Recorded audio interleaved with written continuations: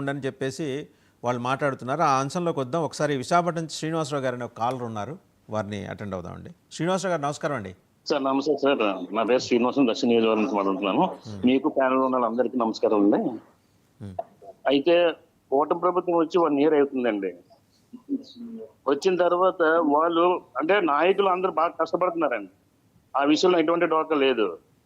కానీ లోకల్ ఉన్న ఎమ్మెల్యేలు ఏంటంటే కొంతమంది చేస్తున్న తప్పులేనండి అవి. అది చేస్తుంది దానివల్ల ఏంటంటే ప్రజల్లోకి కొంత ఇది వెళ్తుందండి.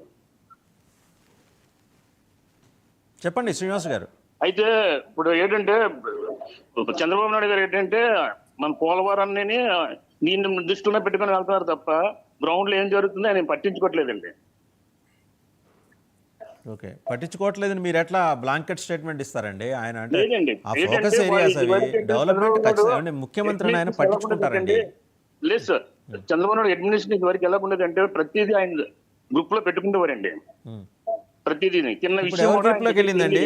ఇప్పుడు ఎవరి గ్రిప్ లోకి వెళ్ళింది?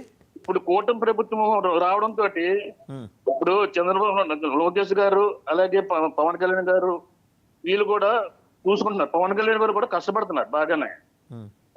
కానీ ఏంటంటే ఎమ్మెల్యేలుకి ప్రతి అంటే నెలకోసారి ఇప్పుడు వాళ్ళు పిలిపించి ఇది పెట్టట్లేదండి, వాళ్ళని గాడిలో పెట్టట్లేదు. దానివల్ల కొంత ఏంటంటే గ్రౌండ్ లోనే జనాలలోకి మాత్రం వెళ్తుందండి. అది అవినీతి చేస్తున్నారు అంటే మైనింగ్, ఇసుక దోపిడీలు జరుగుతున్నాయి, ఇవన్నీ కూడా జరుగుతున్నాయండి. మీరు స్పెసిఫిక్గా మాట్లాడాలండి శ్రీనివాసరావు గారు. ఇలా ఇలా ఏదో జర్నలైజ్ చేసి మాట్లాడితే మీ మీద కేసులు పెడతారు, జాగ్రత్త. మీరు నీడ్ టు బి స్పెసిఫిక్. ఫలానా ఏరియాలో ఫలానా చోట అవినీతి జరిగిందని. అదేనండి, ఇప్పుడు జగన్మోహన్ రెడ్డి గారిని ఓడించడం దేనికి కారణం అండి? 150 సీట్ల నుంచి 11 సీట్లు రావడానికి కారణం జగన్మోహన్ రెడ్డి దేనికండి? అదే ఇప్పుడు మనం మంచి ప్రభుత్వం ఇస్తామని చెప్పే కదా మన కూటమి ప్రభుత్వానికి 164 సీట్లు ఇవ్వడం జరిగింది. రైట్, ఓకే అండి. వంశీకృష్ణ గారు వారు మాట్లాడారు కదా, ఆయన స్పెసిఫిక్గా చెప్పలేకపోతున్నారు. నేను చాలా స్పెసిఫిక్గానే అడుగుతానండి మిమ్మల్ని, చాలా స్పెసిఫిక్గా అడుగుతా.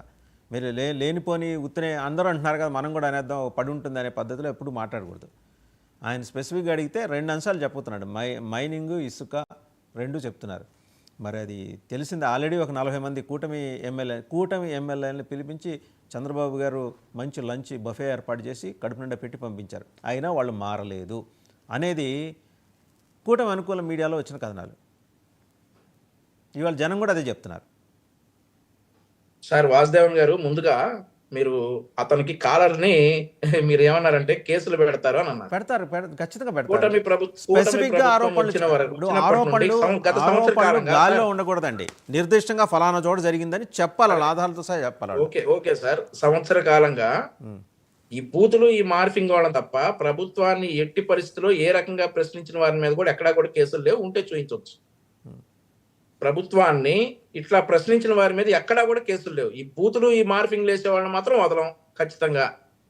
ఏదైతే ఈ ప్రభుత్వాన్ని ఇట్లా ఇప్పుడు ఈ కాలర్ ఎవరైతే ఈయన పేరు గుర్తులేదు నాకు, ఈయన ప్రశ్నించారో ఇలా ప్రశ్నించిన వాళ్ళ మీద ఎక్కడా కూడా కేసులు లేవు.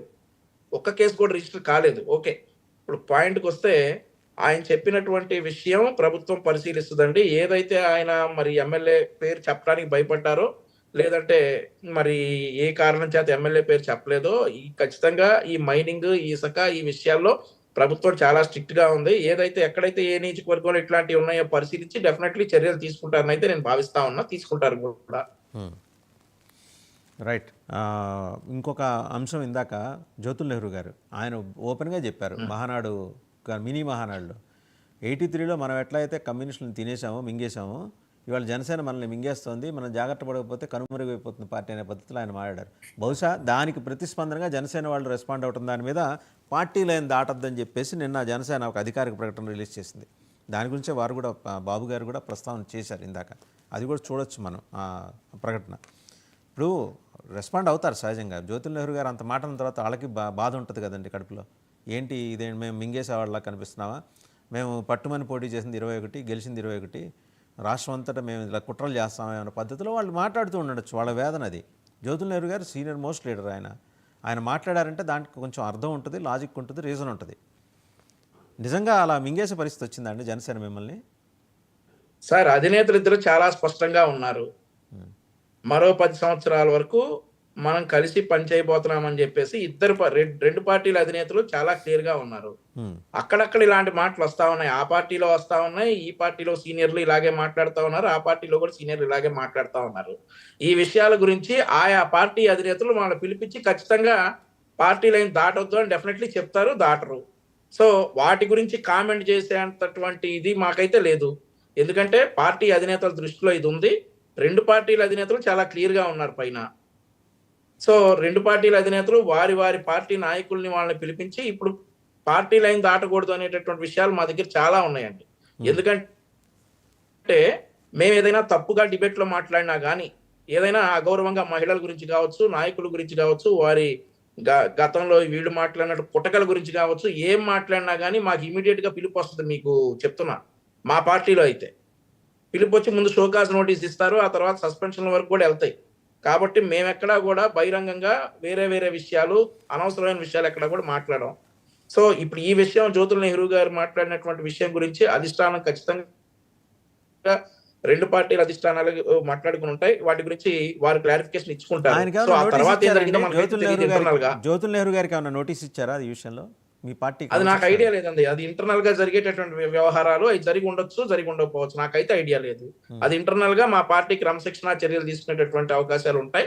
ఆ విషయం నాకు ఐడియా లేదు. ఒకసారి ఏబి వెంకటేశ్వరరావు గారు ఏం మాట్లాడారో చూద్దామండి.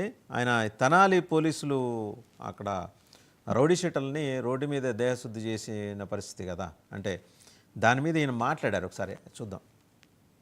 తెనాలిలో పోలీసులు చేసినటువంటి అతి, దాన్ని ఖచ్చితంగా ఖండించాల్సిందే. చట్టవిరుద్ధమైన పనులు, రోడ్ల మీద ప్రజల్ని లాఠీలతో పెట్టి కొట్టి ఆ వీడియోలు బయటకు పంపించి అదేదో హీరోయిజం అనుకుంటే అది తప్పు.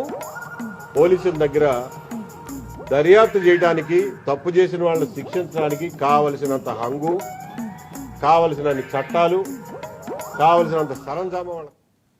రైట్. సరే, అయితే ఇప్పుడు ఏబి వెంకటేశ్వరరావు గారు